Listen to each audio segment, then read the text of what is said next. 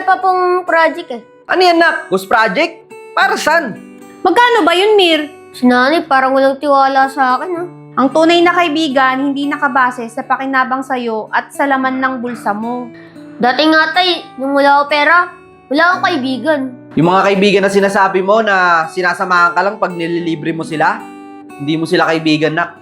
Yung mga yan mga lintayan na sinisip-sip ka hanggat meron ka. Pero pag wala nang mapala sa'yo, hindi mo na yun makikita sa paligid mo.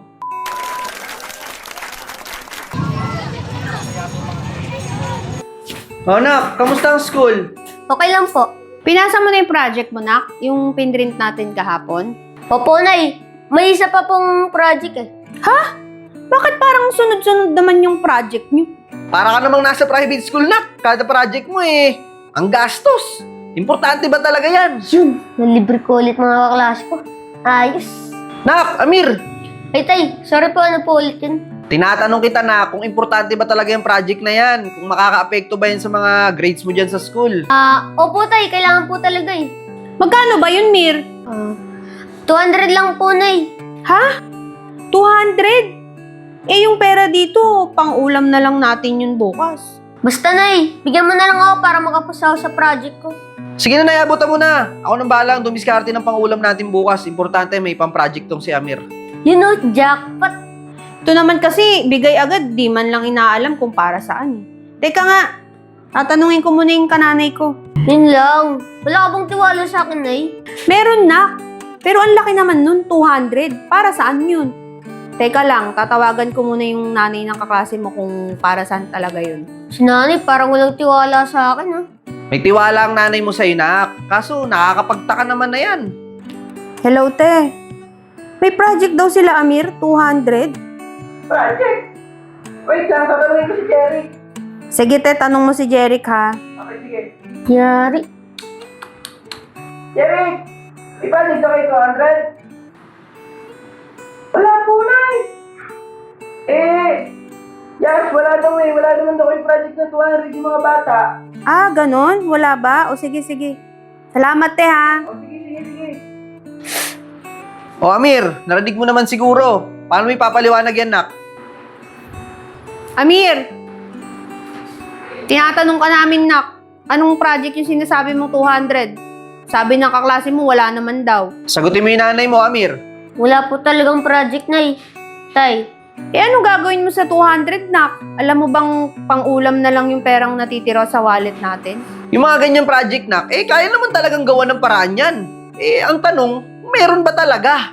Kaso nga wala. Nung mga nakaraan, ganyan din eh. Project, laging napapadalas kaya nagtataka na ako eh. wala po talagang project na 200 nay. Tay, sorry po. Ano yan, nak? Ghost project? Para saan? Hindi ka naman ganyan dati, Netong mga nakaraan niya, halos ayaw mo magbaon ng pera, Tay, may mga kaibigan na po kasi ako ngayon eh. Madalas ko po silang ilibre para palagi po kaming masaya. Ano yan, Mir? Ililibre mo yung mga kaibigan mo para lang samahan ka nila? Masaya kaya nay, iba yung pakikisama nila sa akin. Saka din nila ako iniiwan.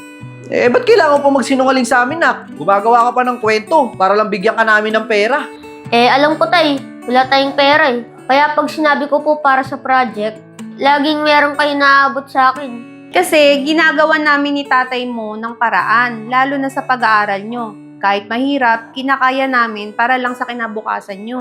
Sorry po nay, gusto ko lang naman po magkaroon ng kaibigan eh. Amir, may pera ka man o wala, magkakaroon ka ng tunay na kaibigan. Dati nga tay, nung wala ako pera, wala akong kaibigan. Nung nanglilibre ako, dumadami yung mga kaibigan ko. Hindi nasusukat dyan ang pagkakaibigan, Nak. Try mong hindi na sila ilibre, nak. Malalaman mo kung sino yung mananatili at magiging totoo sa'yo. Nangyari na yun tay, kaya nga ayoko na maulit eh. Maulit na! Tay, nung wala po kasi ako panlibre, si Jeric na yung natira kong kaibigan. Nakakatamad kasama yun. Ayaw ng kahit ano. Pero di niya ako iniiwan. Yun ang tunay na kaibigan. Tunay ba yun, Nay? Sinumbong niya nga ako sa inyo eh. Siya yung nagsabi na walang project na 200, di ba? Nak, ang tunay na kaibigan, hindi ka kukonsintihin sa mga kalokohan mo. Ang tunay na kaibigan hindi nakabase sa pakinabang sa'yo at sa laman ng bulsa mo. Sorry po, Nay. Tay, Maswerte ka nga anak, may kaibigan kang tunay. Hindi lahat meron yan. Alam mo nak, mahirap makahanap ng tunay na kaibigan. Yung sasamahan ka, meron man o wala ka. Kaya pag meron ka niyan, ingatan mo sila. Opo, Nay. Tay, Yung mga kaibigan na sinasabi mo na sinasamahan ka lang pag nililibre mo sila, hindi mo sila kaibigan nak. Yung mga yan mga lintayan na sinisip-sip ka hanggat meron ka. Pero pag wala nang mapala sa'yo, hindi mo na yun makikita sa paligid mo. tama ka po, Tay. Sorry po sa nagawa kong mali At nagsinungaling ako para lang ma-impress ko sila. Maging mabuting kaibigan ka lang, nak. Ayos na yon. Tandaan mo yan. Hindi pera ang basihan para maging tunay na kaibigan. Maraming kaibigan na darating sa buhay mo nak, pero ang pipiliin mo ay yung ituturing ka na parang tunay na kapatid. Hindi ka nila ililigaw ng landas at di ka nila kukonsintihin sa mga pagkakamali mo. Tandaan mo yan nak Opo, Tay. Sorry po. Nagkamali po ako. Normal lang magkamali, nak. Bata ka pa eh. Pero bawat pagkakamali, magsilbing aral naman yun sa'yo. Saka wag na wag ka magsisinungaling nak para lang makuha mo yung gusto mo. Sorry na po talaga, Tay. Nay, di na po mauulit. Ayos lang yan nak, hanggat nabubuhay kami ni nanay mo, andito lang kami para sa inyo, para gabayan kayong magkapatid. Makinig ka lang sa amin, nak. Lalo na sa akin, nanay mo. Hindi ako magsasawang magbunganga sa'yo hanggat hindi yan pumapasok sa kokote mo. Opo, Nay. Sorry na po talaga. Di ko na po ulitin. Madaling sabihin yan nak, na hindi mo na uulitin, pero alam mo kung ano mas okay? Itatak mo sa utak mo at gawin mo na lang, wag ka na mangako. Tandaan mo yan Mir ha? Opo, Tay. Salamat po palagi Kahit lagi po akong nagkakamali, andyan po kayo para itama ako. Malamang, responsibilidad ka namin, nak eh. Mahal ka namin ng nanay mo nak at ayaw ka naming lumaki na salbahe. Bukod sa paaralan, dito sa bahay, unang tinuturo ang kagandahan ng asal. Opo, Nay. Tay, makikinig na po ako palagi sa inyo. Sorry na po talaga. Tandaan mo nak, hindi mo kailangan ng napakaraming kaibigan kung puro peke naman. Doon ka na lang sa may malasakit sa'yo at alam mong mahal ka. Huwag ka nang gagawa ng kwento at magsisinungaling, Amir, ha? Piliin mo palagi yung tama. Opo, Nay. Tay, sorry na po talaga. Tandaan mo nak, isentro mo palagi si Papa Jesus. Yan sa puso't isipan mo. Tsak, hindi ka maliligaw. Di ka nga rito.